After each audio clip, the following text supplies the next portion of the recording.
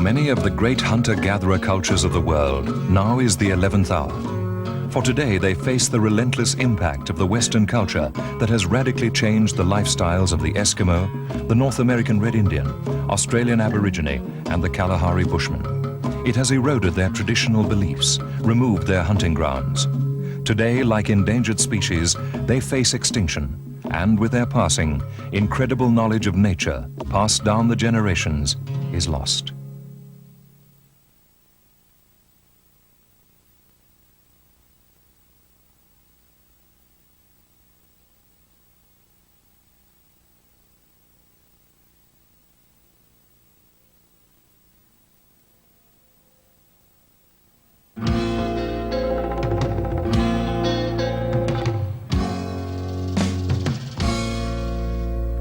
He's a hunter, he's a bushman, he's a naturalist of game. He's an artist in a dying game. He's part of nature's plan, he's living on the land. He's an actor without a stage. Knowledge is his trade, instinct is his way. Survival is the name of his game. And hunger is nearby, thirst can say goodbye. And death comes alive to many things. He's the man we call the tracker. He has the eyes to see, living on his instinct year to year. He's at one with the prey. He's part of nature's way, and he's living in the twilight of his day.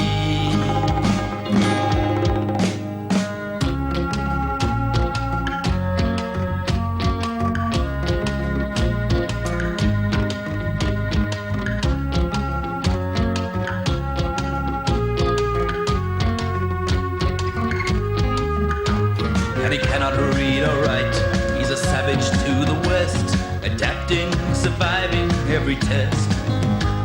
But trading stars and bread will change the tracker's way. He's a species fading away. He's the tracker. He's the tracker. The tracker, he's my friend. One of the great hunter-gatherers of southern Africa were the Shangaan, a splinter group of the Zulu nation.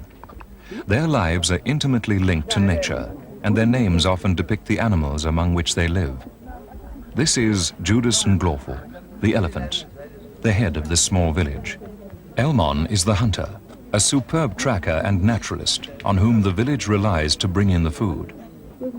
Rosalina is Judas's wife, and thus the most senior woman in the village. Angelina is Elmon's first wife. In the Shangaan culture, a man may have as many wives as he can afford. Aletta is Elmon's second wife. To ensure survival, Shangaans traditionally have large families. Variad's job is to tend the few goats and cattle which belong to the village. Cattle are a symbol of wealth and are slaughtered only on special occasions, or if the village faces starvation. A few chickens and pigs are kept as an additional source of food, and near the village, the women cultivate a patch of maize. It is into this world that two young white people have decided to spend a year of their lives to experience the Shangaan culture at first hand. During 5 years of filming leopards, wildlife cameraman John Varty had sought the help of Elmon Mhlongo, whose incredible tracking ability enabled him to capture scenes of leopard never previously filmed. Now Elmon has invited him back to live in his village and share his lifestyle. Lynn Ayres, having grown up with the Xhosa people, now has the opportunity to compare the two cultures. Judas shows John and Lynn to their hut. explaining that the elephant dung should be left to smolder and so keep the mosquitoes away. The Shangaan sleep on a mat on the ground, and a giraffe bone serves as a pillow. Now it is time for the women to show Lin around the village, showing her the important places such as the kitchen, the pantry, and the dining room. From now on, Lin's life will follow the same pattern as the Shangaan women's, and all meals will be eaten separately from the men. Judas provides John with some shoes made with true practicability from car tires. Lin's are made from kudu skin. John's first lesson is how to bind the arrowheads, for as a hunter, he must have first-hand knowledge of the hunting tools he will use. Similarly, Lin is taught the fundamental skills expected of the women. How to hoe the maize and grind the meal.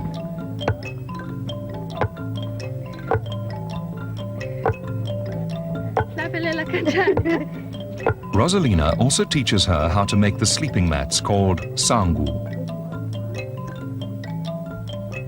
The first essential is for John to become proficient with a bow. He will require patience and many hours of practice before he is able to hit the target of elephant dung at a distance of 40 paces.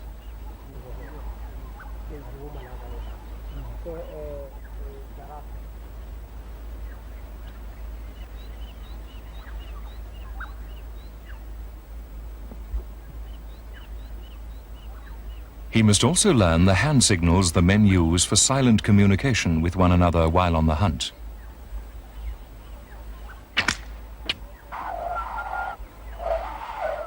Elmon shows him how to use the shell of the wild monkey orange to call to each other so as not to alarm the prey.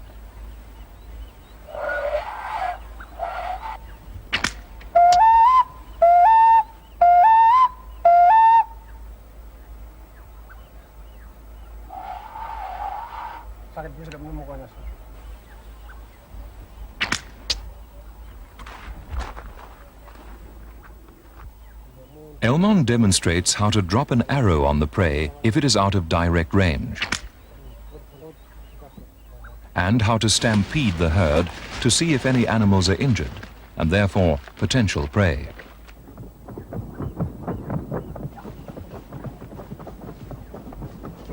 Elmon shows him how to approach without alarming the prey, and which animals have good eyesight, and which have good scent and hearing. How to distinguish different tracks, and which are fresh. Now it is time to put some of these newly learned skills to the test. Elmon finds some fresh elephant tracks and takes John in. But as always, basic knowledge and precautions apply. Although the elephant has poor eyesight, its sense of smell and hearing is acute. But this time, fortune is not on the hunter's side, and when the situation becomes threatening, their attitude is completely pragmatic.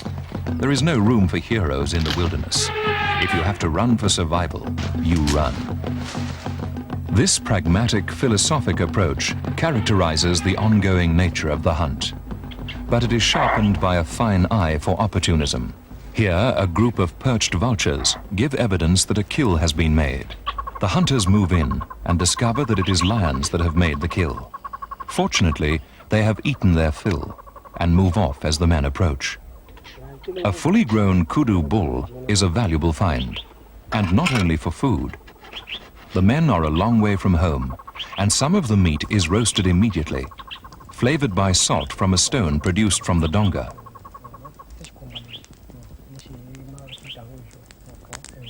The sinews of the kudu will be used for binding arrows, and the skin for making bags and shoes.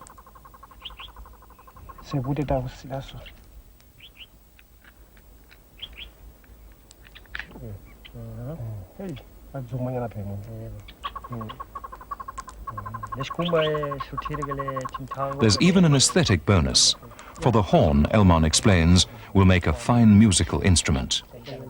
For among the Shangaans, nothing is wasted. The wilderness, in its continually unpredictable way, has another bonus in store for the hunters. Nearby, a female cheetah and her partly grown cubs are hunting.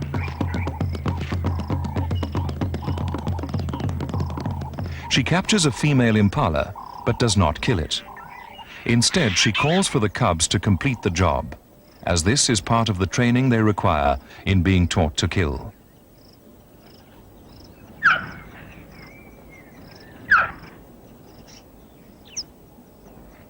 But for the cheetah, the delay will prove costly. The hunters have seen the running impala and heard the alarm calls. Now it is relatively easy to pinpoint the cheetah from the sound of her chirruping call to her cubs. The cheetah have already started to feed, so the men must move in quickly. Mama!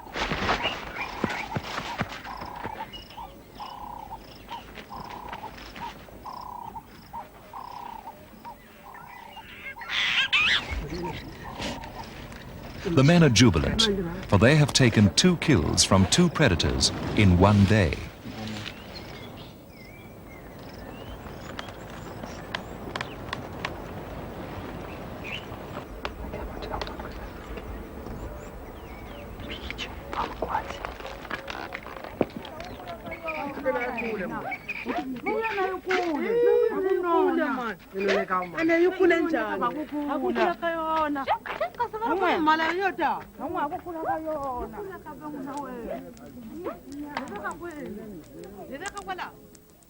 Now today just proves that we were once a hunter and a scavenger.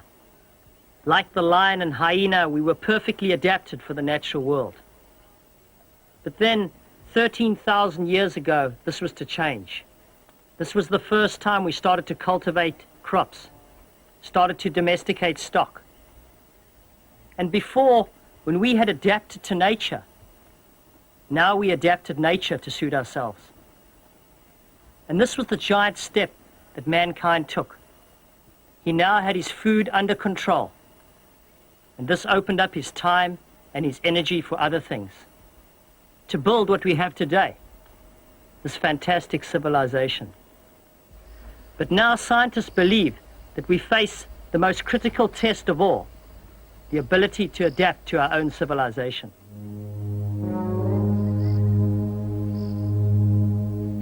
Hunter-gatherers have burnt the bush for millions of years, and the Shangaans are no exception. Fire not only burns away the old grass, but also keeps the bush in check. However, it is with the specific intention of ensuring that the game will be attracted to their hunting area in the next season that the Shangaans burn the grass. Furthermore, the fire can serve the purpose of a hunting aid by chasing the game toward the waiting hunters. In this case, the fire stampedes a herd of wildebeest. The hunters move swiftly, trying to obtain a position for a shot, but the herd is moving too quickly for them to succeed. Judas searches the burned area for delicacies, such as tortoises roasted by the fire, while a marabou stork, with the inherent opportunism, takes advantage of the situation by catching insects disturbed by the fire.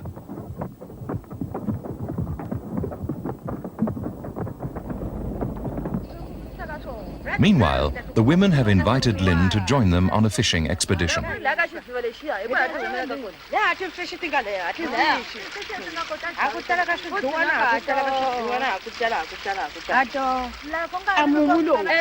Before they approach the water, Angelina carries out a traditional ritual to protect them from the crocodiles.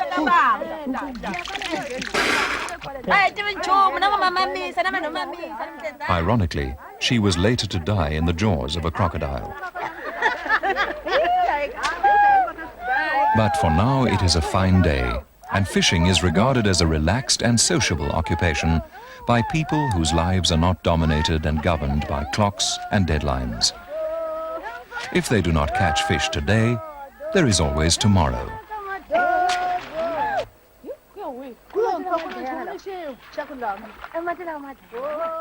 A millisack makes a good net for the smaller fish, and Rosalina shows Lynn how to use the traditional fishing basket.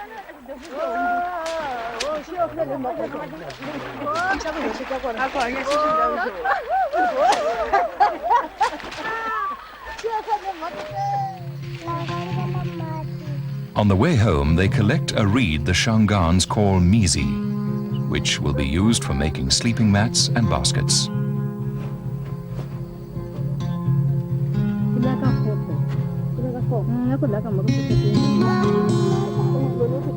With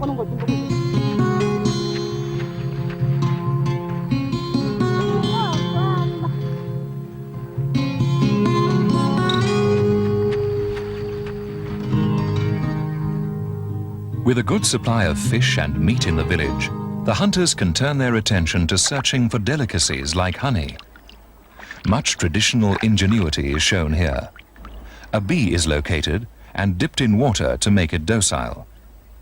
A piece of zebra hair is then tied around the body of the bee, and on the end is attached a leaf or piece of grass. The bee is now weighted down and is unable to fly as swiftly, making its progress easier to follow. However, the hunters are out of luck on this occasion, as the bee returns to a hive which is on the move. No chance of honey here.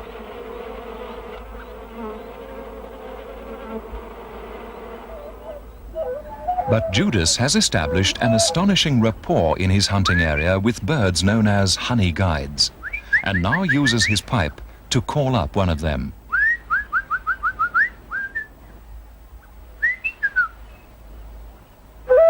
Before long, the honey guide makes his appearance, and his chattering call, in turn, causes a honey badger to respond. Over the years, this agreeable bird has established a symbiotic relationship with both man and badger, leading them both without fail to beehives. The hunters believe that in repayment, they must always leave some honeycomb for the bird, and that, if they fail to do this, the bird will lead them to a snake. This myth has probably come into being due to the fact that snakes often raid old beehives for the dead bees and also use them as homes. This particular hive is found to be sealed with wax. The hive has been abandoned and only some dead bees remain. However, the smoke has disturbed a mamba and Elmon is forced to beat a hasty retreat.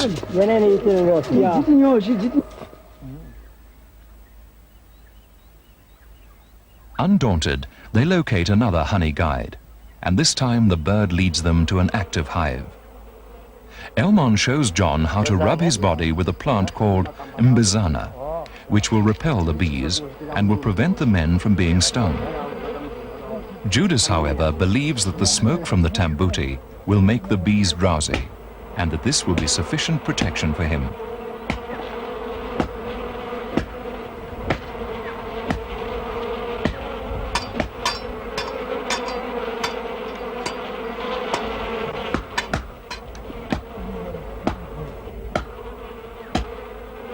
The men take turns at chopping, while the honey guide waits patiently for his reward.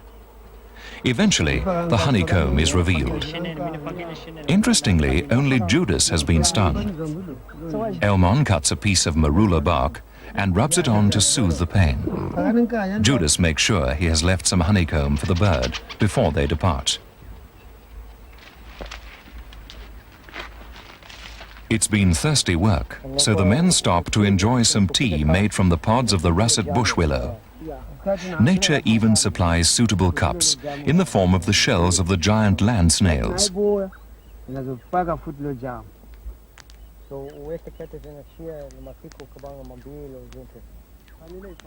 hard-won honey makes an ideal sweetener.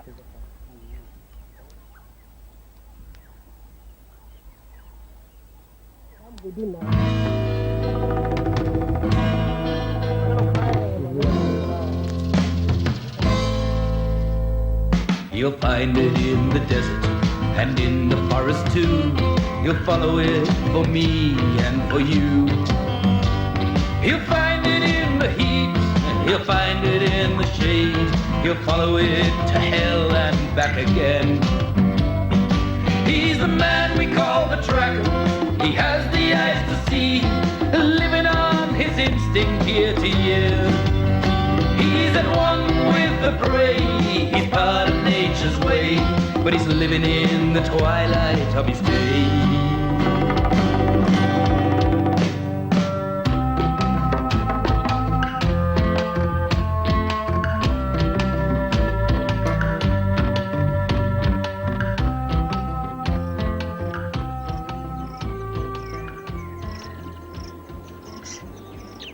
Early next day, the men have set out to hunt warthog, regarded by the Shangaans as one of the finest of all meats. They split up, checking all holes in termite mounds for fresh tracks of the hogs, but have no success.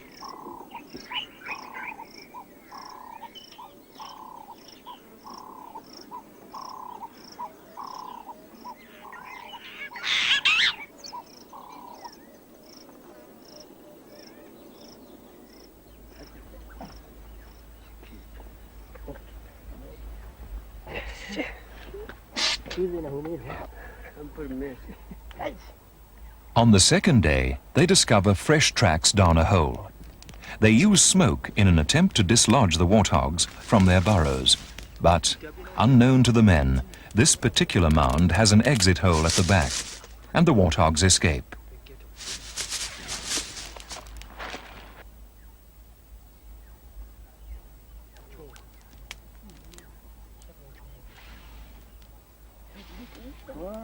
But if one technique doesn't work, you try another. That's the Shangaan philosophy: patience and planning. At sunset, the hunters move to the high ground so they can see exactly to which hole the warthogs return for the night.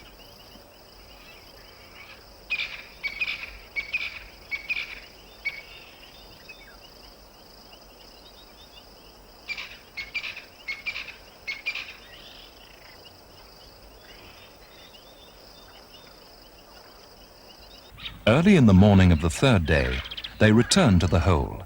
The plan works to perfection.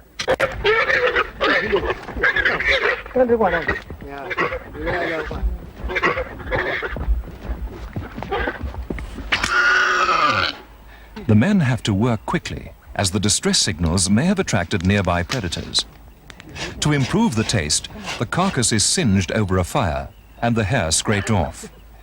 The heart and liver are cooked at once, and they are ready for the long journey home. What you've just witnessed was an extremely harsh scene.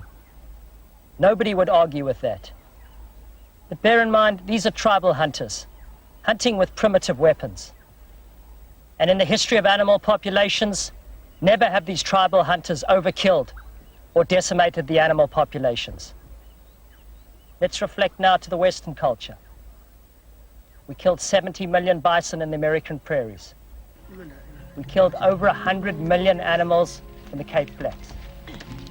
Even today, we're wiping out the rainforest at the rate of the size of Switzerland every year. We construct fences in Botswana across the migratory patterns of these animals, killing thousands annually. We dump pesticides and chemicals into unique systems like the Okavango swamps, paralyzing the biological processes. Have we perhaps not become confused? Who are the real conservationists?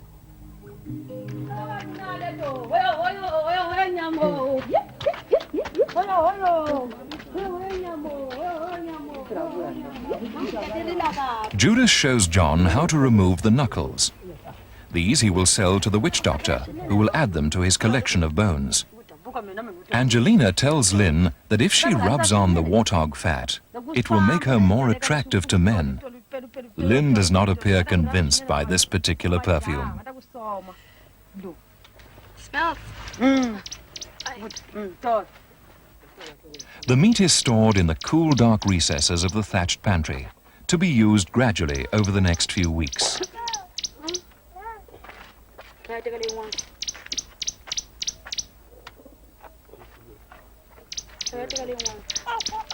In Africa, over 300 million people burn firewood for their energy requirements, and it is the unending task of the women to keep the village supplied.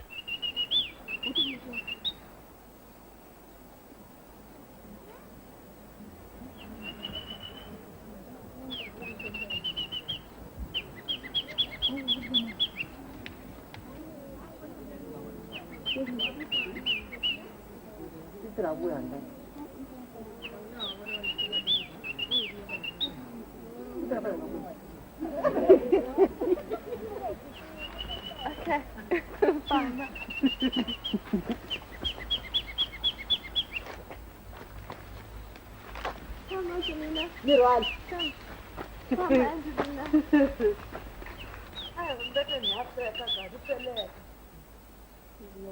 Unbeknown to Rosalina, a Mozambique-spitting cobra has been hibernating in her bundle of wood. Now it has been disturbed and is angry. Reacting to movement, its defense mechanism is to spit a blinding stream of venom into its attacker's eyes.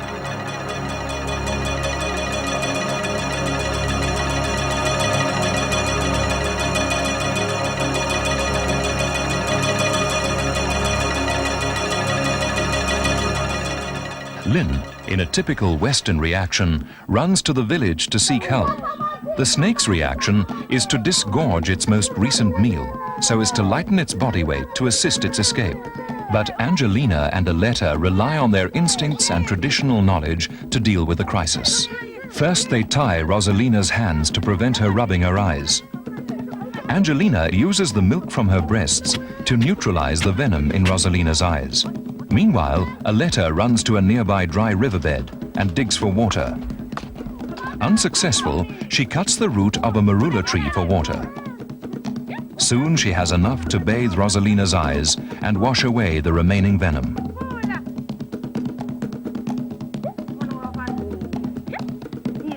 All that remains is to lead her back to the village where her recovery will be completed. The incredible knowledge, quick thinking, and self-sufficiency of the women has averted what could have been a tragedy. Water is another necessity for survival, and again it is the women's task to fetch water for the village. On the way to the river, they show Lynn how to clean her teeth using the magic guari bush.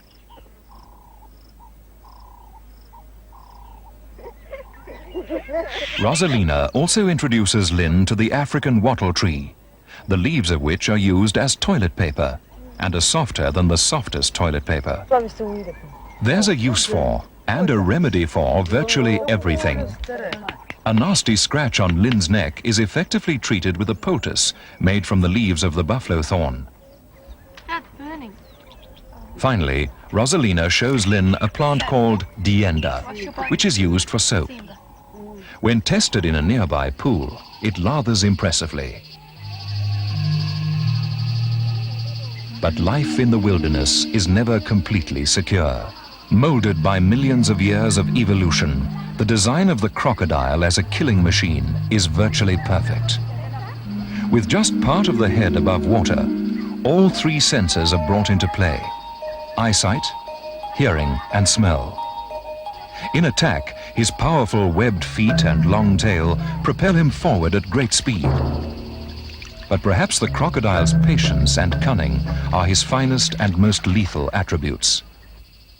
The women start their journey home, but Angelina still has some washing to do and remains behind alone. In so doing, she disregards one of the unwritten fundamental laws of the bush. For to be alone is to be vulnerable.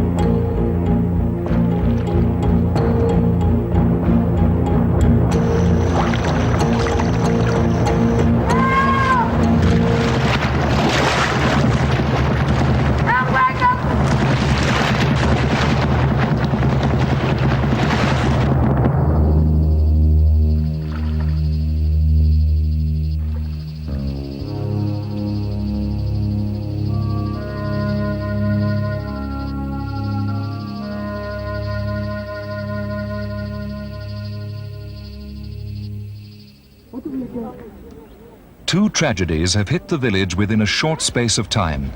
Both involve a reptile. This is an extremely bad omen. And so it is decided to offer a goat as a sacrifice to appease the ancestral spirits. But the run of bad events is not over. The goat's bleating distress call is heard by a nearby leopard.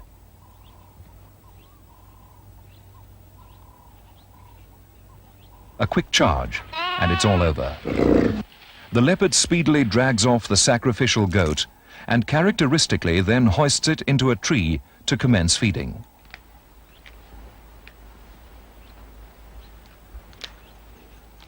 Aletta returns to the village to inform the men that the goat has been taken. If at all possible, the intended sacrifice to the ancestral spirits must be retrieved. The men set off immediately and before long find the tracks where the leopard has dragged the unfortunate goat.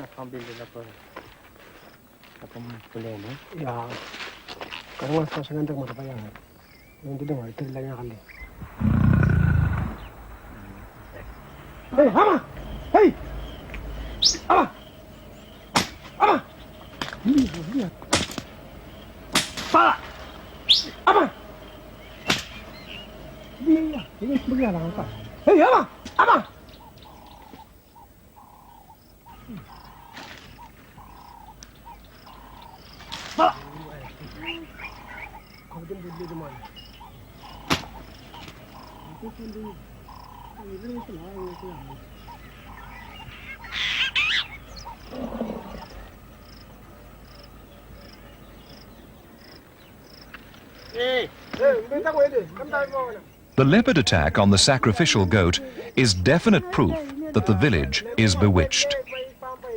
A witch doctor is summoned immediately to throw the bones and rid them of the bad spirits, the Mtagati.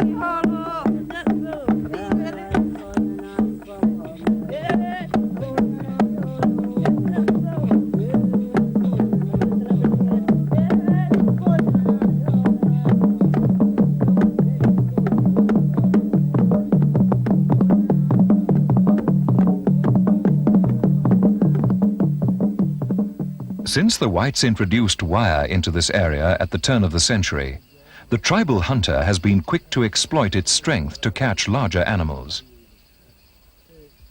The snare is, however, indiscriminate, and powerful animals such as lion and buffalo often break the snare, dragging it around until succumbing to a slow, agonizing death.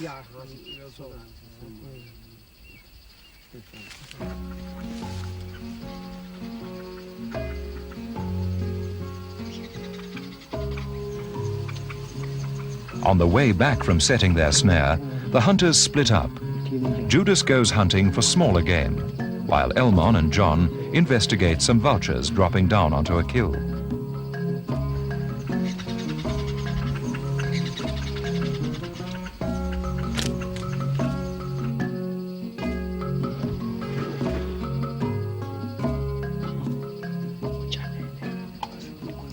Lions have killed a giraffe.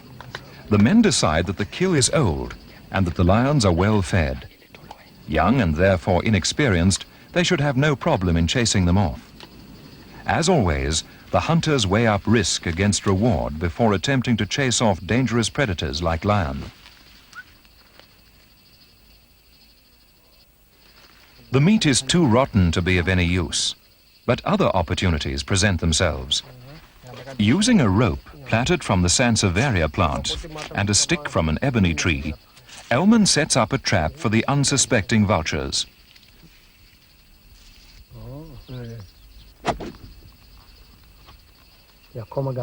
Yeah.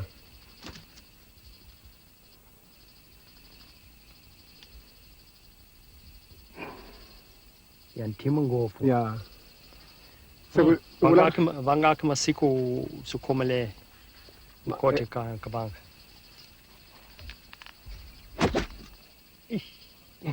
Before leaving, some giraffe hair from the tail is collected for ornaments. By driving the lions off, the men have done the vultures a favor, and before long, the scavengers from the sky drop down to feed.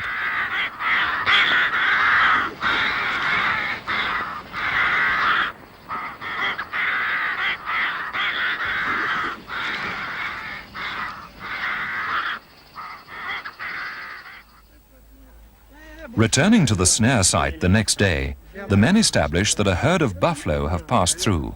and that a young buffalo has been caught by the snare. After a lengthy struggle, the buffalo has broken the wire and escaped. The hunters estimate that the herd is likely to be only a few hours ahead of them, and that the young buffalo has probably been greatly weakened by the struggle. Their arrows, however, are too light to be effective on a thick-skinned animal, such as the buffalo, and they must resort to poison. Even this is available in the wilderness, if, like Judas, you know what to look for. In this case, it is a tree of the Acacanthera genus, known as the Bushman poison tree. While the roots, bark and leaves of this are boiled, Elmon brings in some roots of the impala lily. A strong poison in its own right, this added to the mixture will help the poison to adhere to the arrow. The concoction is boiled, allowed to cool, and then the residue reboiled. To test the poison strength, a frog is pricked. If it takes less than 6 hops, the poison is strong enough. After 2 hops, the frog succumbs.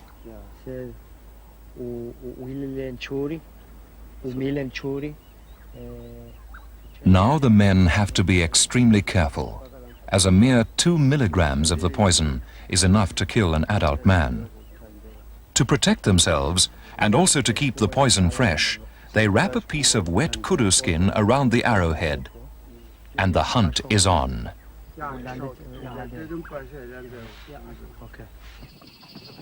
Instinctively, the adult buffaloes form a protective ring around the wounded calf, and the hunters are unable to get a clear shot. Their only prospect now is to try stampeding the herd, in the hope that the injured animal will tire and drop behind.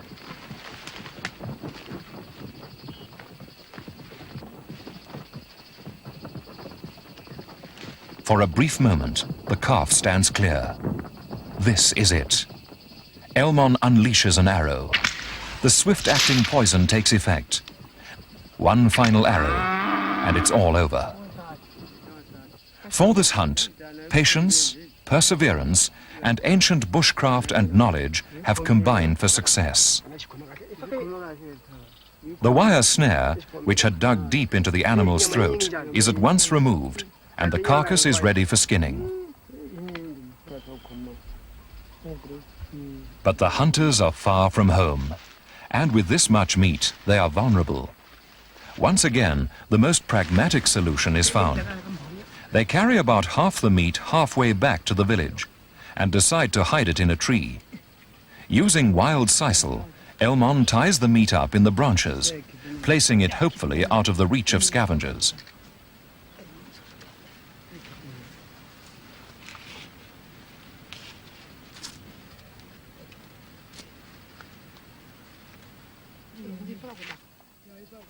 Then it's the long haul back to the site of the kill to retrieve the remainder of the meat.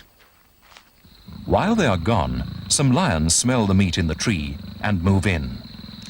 Contrary to popular belief, a lion will not hesitate to climb a tree to rob a kill.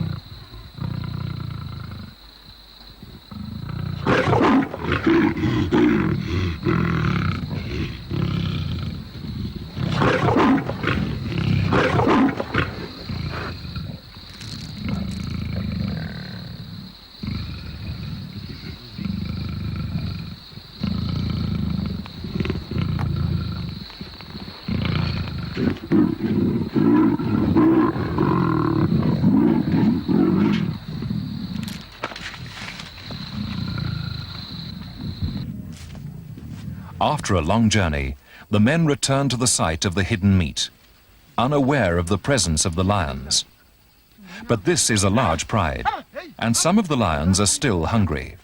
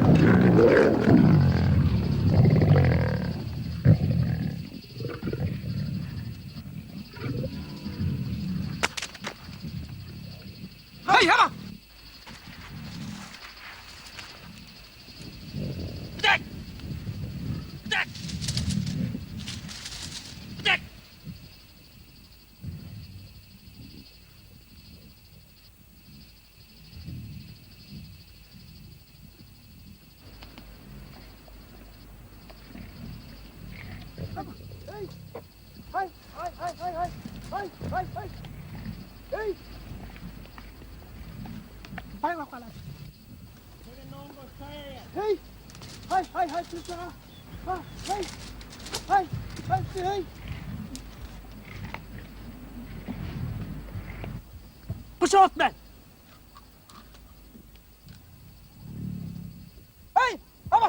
This, though, is how it is in the wilderness.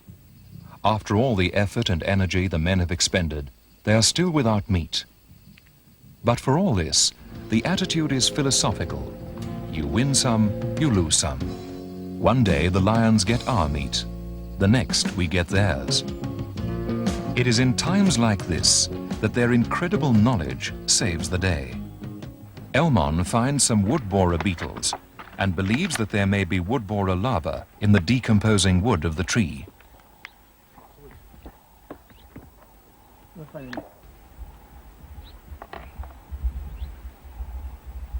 He shows John how to listen for the soft grating sound of the feeding larva.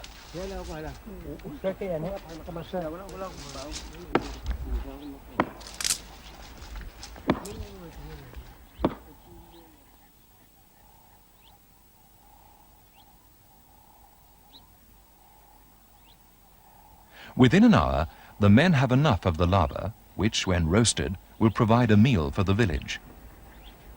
The key words are adaptation, awareness, improvisation.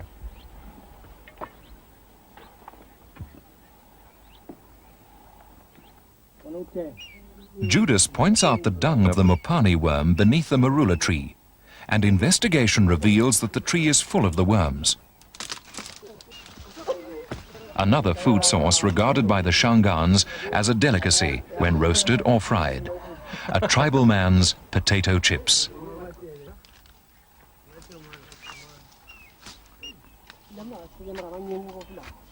For liquid sustenance, the hunters dig out a melon named mugwili, which provides them with nourishment in times of drought.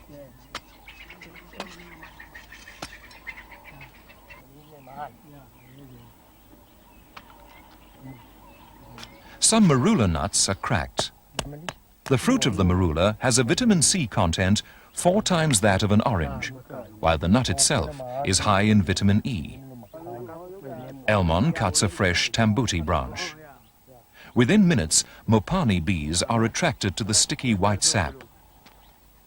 It is now a relatively simple matter to follow their flight path back to the hive.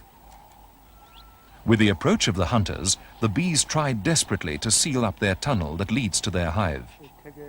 John watches as Judas and Elmon show how to test the depth of the hive with a piece of grass.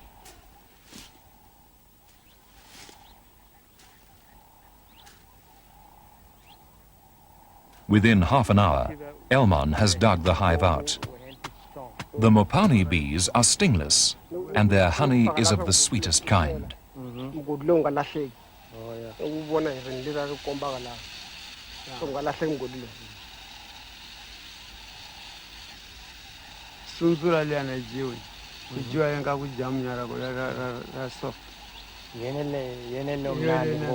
While John and Judas return to check out the vulture trap, Elmon tries to hunt a daker.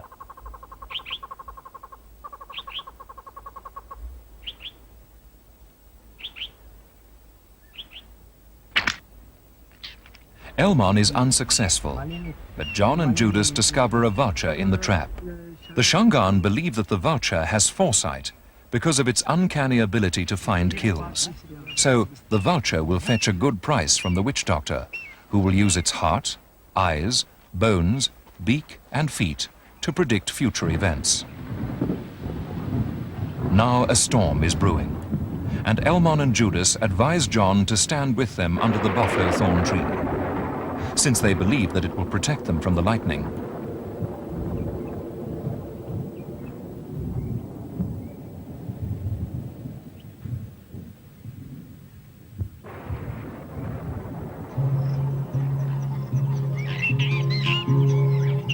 The rain has triggered the flight of millions of termites, and birds, animal and man are all quick to take advantage of the feast.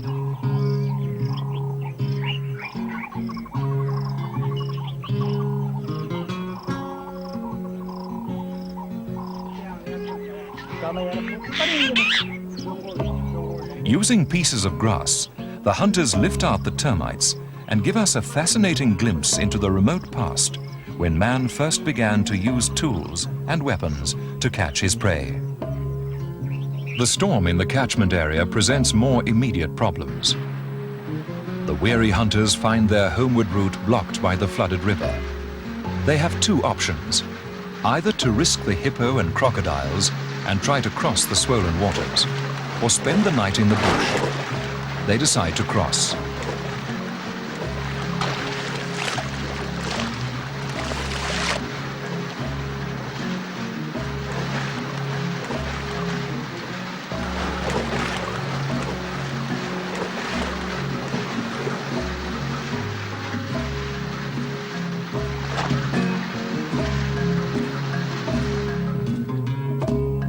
The meal is roasted mopani worms and wood lava, together with melon and termites.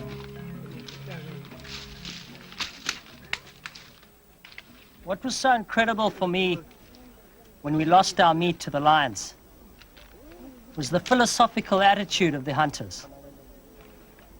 They just drew on this incredible reservoir of knowledge. We found the mopani worms, we used the termites, we found the melons, we robbed the mopani bees, and it's this fantastic knowledge that is in fact dying in Africa today. And there I was, a so-called educated man with a university degree, and yet at times I felt like an ignoramus. The tragic thing is that Elmon's children, for example, will not have the knowledge that he has. And today we see examples like Ethiopia. Millions of people dying of starvation on the most diverse continent of the planet. The paradox of Africa, dying amongst plenty. The reason? They've lost the knowledge on how to survive from a natural area. The dry season has arrived, and the herds of game depart from the dried-out savanna grasslands in search of new pastures. The elephants move to the rivers in search of food and water.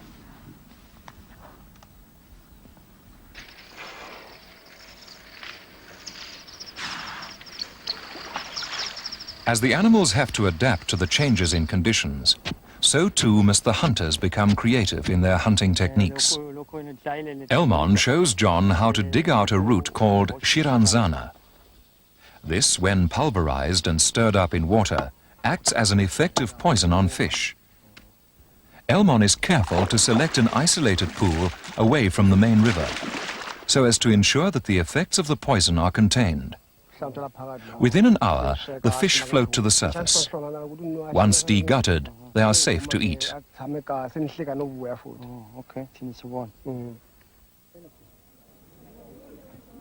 The dry season has caused a porcupine, Africa's largest rodent, to start stealing mealie meal from the village. A simple trap made from reeds and baited with mealie meal is set.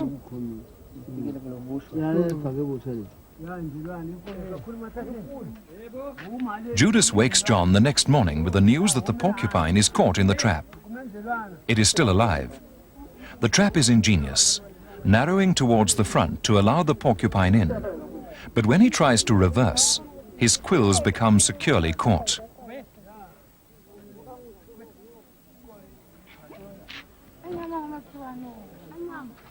The women collect quills as ornaments before removing the porcupine to the pantry, where its delicious meat will provide food for the village for the next few days. Baboons have also taken to stealing chickens and eggs. Elmon sets a spring trap just outside the village and baits it with mealie meal. At first, hornbills, starlings and weavers fly down to feed. Then the baboons arrive. The first baboon plays it safe and only takes the mealie meal outside the trap.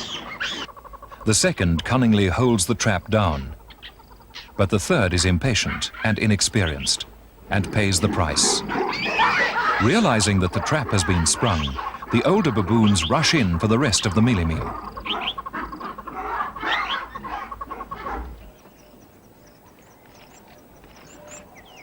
Another spring trap is providing a valuable alternative food source for the village. Elmon carefully plucks the crested francolin, which has been caught in the trap. Some of the feathers will be kept for the shafts of arrows, while others make good earbuds.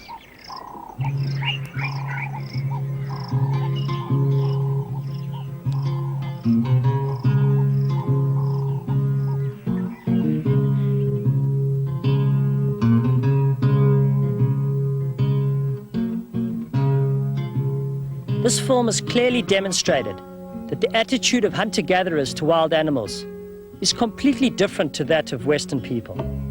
How can we expect these tribal people to have the same perceptions about wild animals when snakes and crocodiles attack them, baboons and elephants raid their crops, lions and leopards kill their stock?